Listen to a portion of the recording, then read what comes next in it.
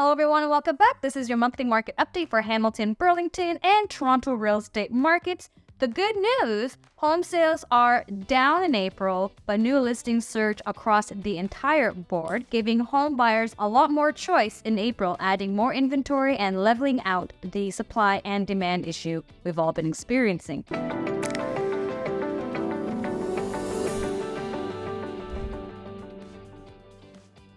Hi everyone, my name is Allia Akkad. I'm an active Toronto real estate broker who also services Hamilton and Burlington and a creator of living in the Greater Toronto area. And I create videos every single week and what it's like to navigate our ever-changing real estate markets and how to stay ahead of the game when relocating in and around the Greater Toronto and Hamilton area. So if this information is for you and this is something that you're looking for, do hit that like button and subscribe and never miss another video. Now let's get back into it. Many homeowners are now confident in putting their home up for sale as they are anticipating an increase in demand for home buyers seeking ownership as we move through the spring.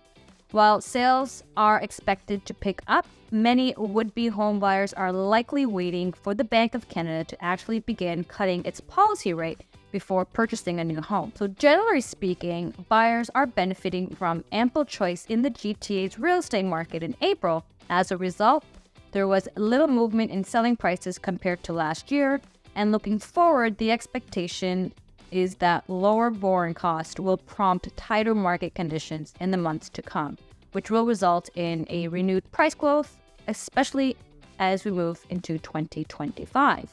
But for now, prices are staying stable, and you actually have more negotiating room for prices as inventory is increasing, properties are staying on the market a little bit longer, so the pricing can be a little bit more movable. With that being said, the average selling price is up by 0.3% from last year at $1,156,000. And to break it down further, average sale price for detached homes is $1.5 million, semi-detached homes at $1.139 million, townhouses are hovering in and around the $949,000 mark, and condos are averaging around $726,000. There are 7,114 home sales in April, which is less than 5% than the previous year, with detached sales taking the lead at 3,175 sales, followed by condos in second place at 2,013 sales. Townhouses, we saw 1,229 sales, and semi-detached in last place with only 620 sales. We've had 16,941 new listings, which is a whopping 47.2% more than last year, which is keeping sale prices steady, as mentioned before,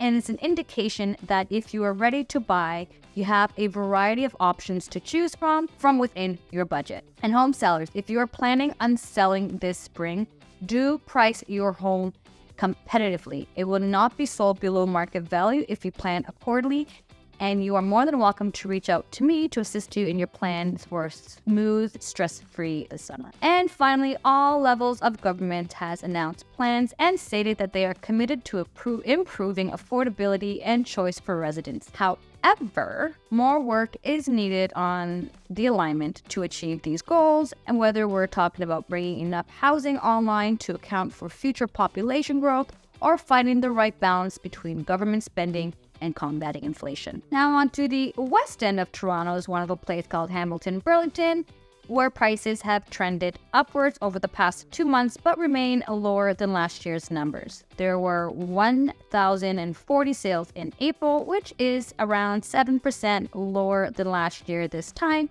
and well below the long-term trends for the month of April. Despite the pullback in sales over the past 2 months, year-to-date sales are comparable to those recorded in 2023. Apartment home sales were the ones that noticed the most modest decline compared to 2023, which was offset by raising sales in semi-detached homes and row-style units. New listings in Hamilton, Burlington rose to 2,085 units in April, and sale to new listing ratio reduced by 50%, driving further inventory gains. And inventory levels rose across all property types and price ranges. While the gain in inventory levels is significant compared to 2023, it is important to note that inventory levels have been exceptionally low for the past decade. Raising inventory compared to sales impacted the months of supply, which trended upwards over March and last year's levels. Last April, both Hamilton and Burlington reported that their monthly supply was below 2 months, with the tightest conditions in the Burlington region. Interestingly, while these centers still have the tightest market conditions, they report the most significant year-over-year gain. A little sidebar here and a little fun fact about months of supply in case you don't know. This is a key indicator on what type of market we are in. That's why we hear a lot about us talking about how many months of supply is available on the market. And a rule of thumb, if we're less than 3 months supply, we're in a seller's market. More than 3 months, we're moving towards a more balanced market. And 6+ more months of supply, we are in a buyer's market. There's a bit of a formula to figure out how many months of supply we have. If you are interested, I can always get you that information. Just send me an email or a text. Now, back to our current market conditions, where higher interest rates continue to weigh on potential home buyers, with some delaying any decision until later this year. At the same time, we continue to see new listings rise, providing more choice in the market and preventing any significant shifts in home prices. The unadjusted benchmark price trended up in March, reaching $859,000. In April. Despite the monthly gains, prices were just over 1% lower than levels reported in April 2023, and prices trended up over the last month across all regions in the Hamilton-Burlington market area. However, Handy-Maid County is the only area that reported a year-over-year price gain. Looks like people are wanting to move out to country homes with more land. And now for the Burlington benchmark price, we're looking at $1.4 million for detached homes, which is a 1% decrease year over year. $1,009,500 for semi-detached homes, 0% movement in price year over year. $823,000 for a row-style townhouse, which is also 0% movement in price year over year.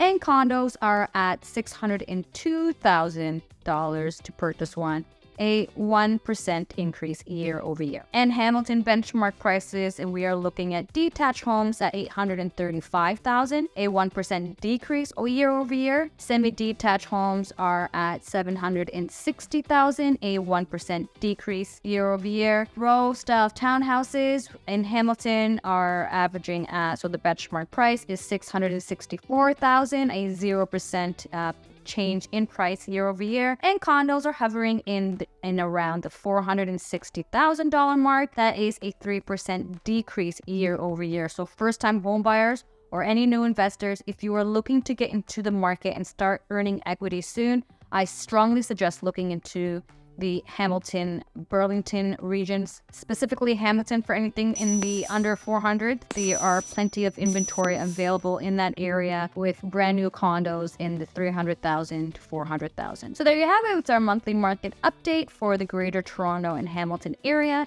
If this is the type of content you wouldn't mind getting updated on monthly, hit that like button and don't forget to subscribe and not miss another video on navigating our real estate market and to stay in the know and well prepared to make moves in our dynamic cities.